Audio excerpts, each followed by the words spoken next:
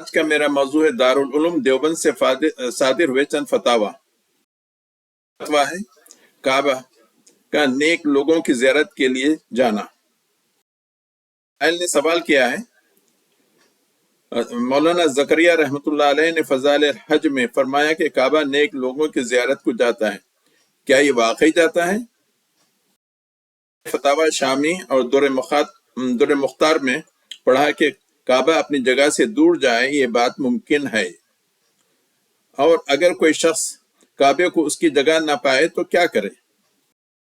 آپ کا جواب سنیے۔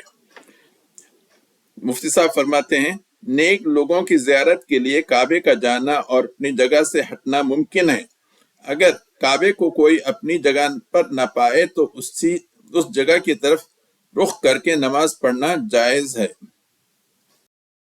فتوے کا سوال نمبر ہے 7126 اور یہ فتویٰ صادر ہوا تھا سپٹمبر 7، 2008 میں۔ فتویٰ ہے، سوال نمبر 14051 اور فتویٰ صادر ہوا ہے جون 18، 2009 میں۔ کیا ہے؟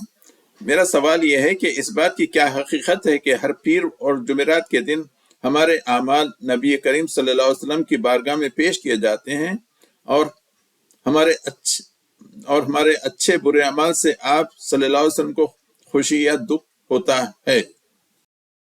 صاحب فرماتے ہیں، ہر پیر اور جمعرات کو امت کے اعمال اللہ تبارک و تعالیٰ کے دربار میں پیش کیے جاتے ہیں، اور جمعے کو انبیاء علیہ السلام اور آباء و امہات پر پیش کیے جاتے ہیں۔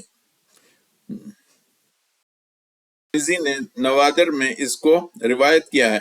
اس میں یہ بھی ہے کہ اچھے اعمال سے ان کو خوشی ہوتی ہے اور ان کے چہرے مزید روشن ہو جاتے ہیں۔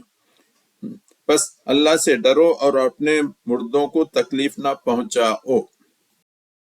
مفتی صاحب نے قرآن و حدیث سے کوئی دلیل نہیں دی، چونکہ ہم مسلمانوں کا عقیدہ ہے کہ ہمارے اعمال صرف اللہ کے حضور پیش ہوتے ہیں، نہ کہ رسول اکرم صلی اللہ علیہ وسلم کے حضور میں۔